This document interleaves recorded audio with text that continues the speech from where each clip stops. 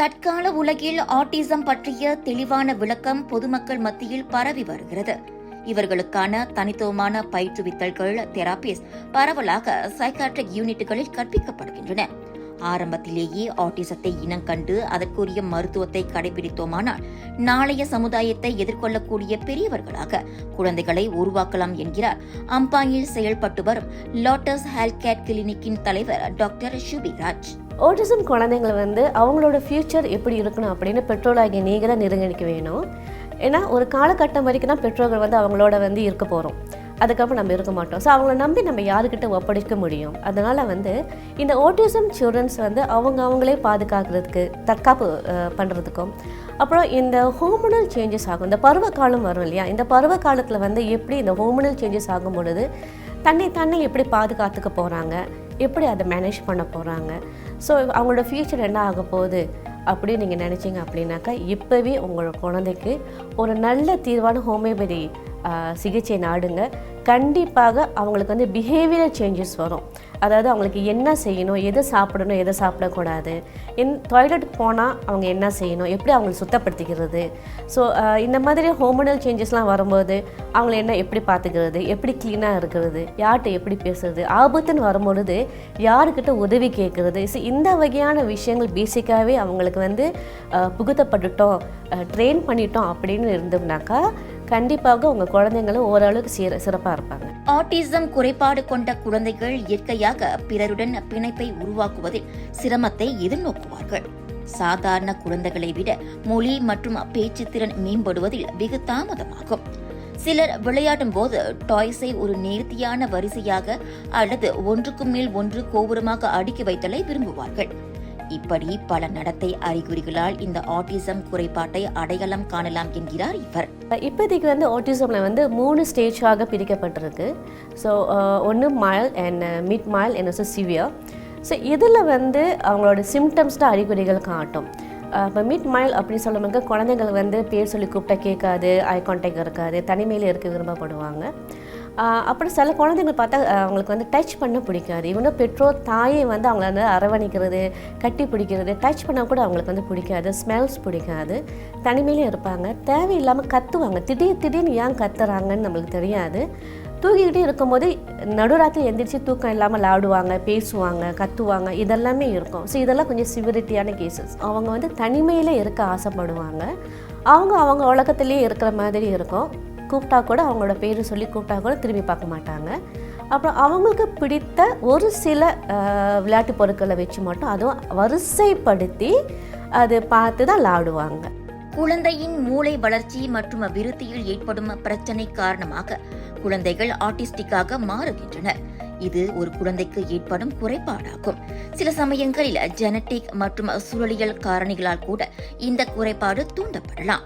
Autism இப்போ 3 இல்லைன்னா 5 விழுக்காடு மட்டும்தான் ஜெனட்டிக்ஸ். இந்த ஜெனட்டிக்ஸ் பார்த்தோம் அப்படின்னாக்கா போஸ்ட் டிஸ்போஸ் ஜெனட்டிக்ஸ்னு சொல்லலாம், இல்லைனா எபிக் ஜெனட்டிக்ஸ் கூட சொல்லலாம். ஸோ இது எந்த வகையான ஜெனட்டிக்ஸ் அப்படின்னு நம்ம கண்டறியணும். ஆனால் பெரும்பாலான ஆட்டிசம் சில்ட்ரன்ஸ் நாங்கள் பார்த்த வரைக்கும் அபெக்சியான்னு சொல்லக்கூடிய இந்த அவங்க மூளைக்கு போய் சேர்க்கக்கூடிய அந்த ஆக்சிஜன் அளவு, ஆக்சிஜன் குழாயில் ஏற்படக்கூடிய அந்த சுருக்கம் நேரோடான் பண்ணுறதுனால மூளைக்கு கரெக்டான ஆக்சிஜன் லெவல் போகிறதுனால ஆட்டிசம் வரதுக்கு சான்சஸ் இருக்குது. ஸோ ஆட்டிசம் வருவதுக்கு இந்த ஸ்ட்ரெஸ் லெவல், இமோஷனல் ஸ்ட்ரெஸ், இதுதான் ஹோமியோபதியில் சைக்கோமேட்டிக்ஸ் அப்படின்னு நாங்கள் சொல்லுவோம்.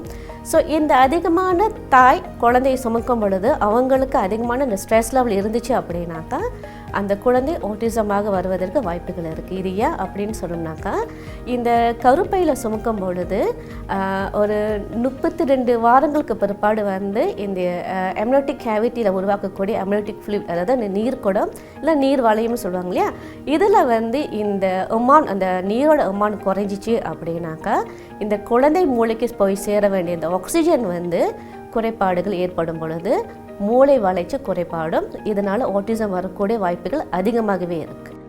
நோய்க்குத்தான் சிகிச்சை தேவை, ஆட்டிசம் போன்ற குறைபாடுக்கு அல்ல என்கிறார் டாக்டர் சுபிராஜ். எனவே இக்குறையை நிவர்த்தி செய்ய ஹோமியோபதி மருத்துவமும் ஒரு வழி என்கிறார் இவர். ஆட்டிசம் என்பது வந்து ஒரு குறைபாடு. நோயாக இருந்தால் அதுக்கு மாத்திரைகள்லாம் கொடுத்து ப்ராப்பரான டயக்னோசிஸ் டூல்ஸ் இருக்கும். தென் அதுக்கு ப்ராப்பரான மாத்திரைகள் கொடுத்து நம்ம வந்து குணப்படுத்த முடியும். ஆனால் ஆட்டிசம் வந்து ஒரு குறைபாடு, இட்ஸ் டிஸார்டராக இருக்கிறனால இன்றைக்கு வரைக்கும் எங்களுக்கு தெரிஞ்சு எந்த ஒரு இன்ஸ்ட்ருமெண்ட்ஸோ டயக்னோசிஸ் டூல்ஸோ ஒன்றும் கிடையாது. ஃப்யூச்சரில் வர்றதுக்கு வாய்ப்புகள் இருக்குது. நான் நிறைய ஆய்வுகளும் பண்ணிக்கிட்டு இருக்காங்க.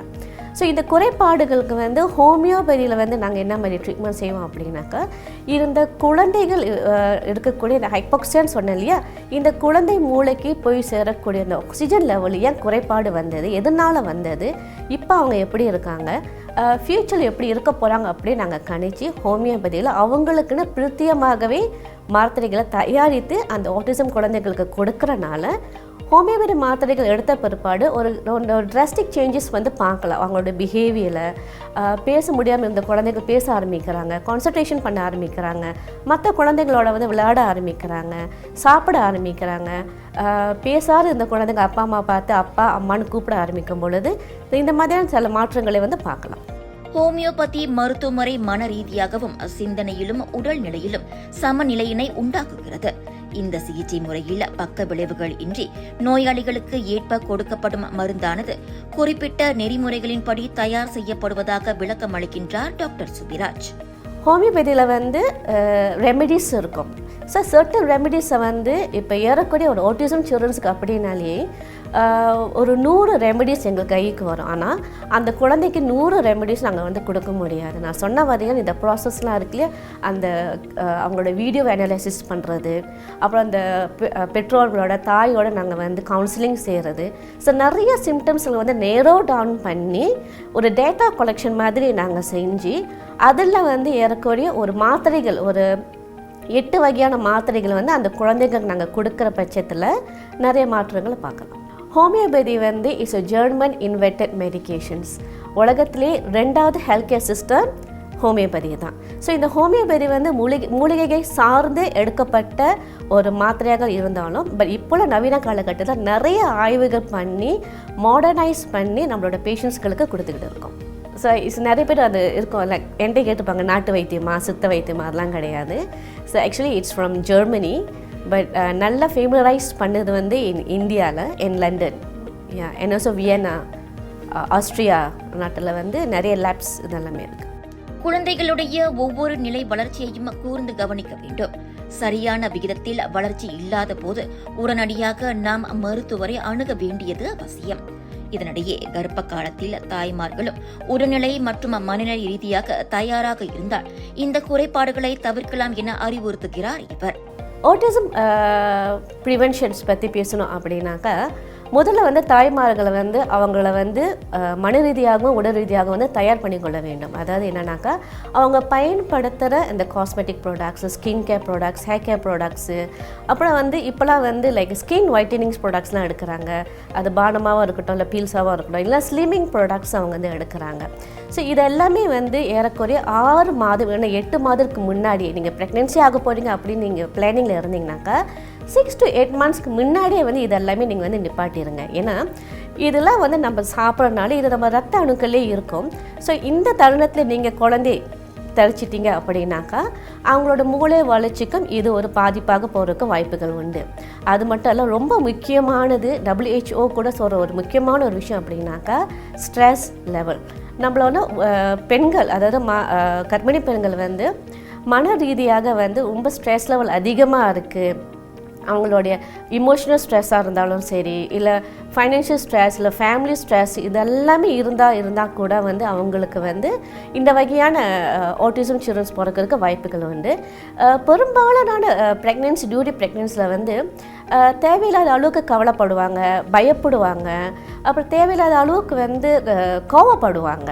ஸோ இதெல்லாமே வந்து இமோஷனல் ஸ்ட்ரெஸ் தான். ஸோ இதெல்லாம் பேலன்ஸ் பண்ண நம்ம கற்றுக்கிட்டோம் அப்படின்னாக்கா குழந்தை வளர்ப்பு வந்து ரொம்ப சிறப்பாக இருக்கும்.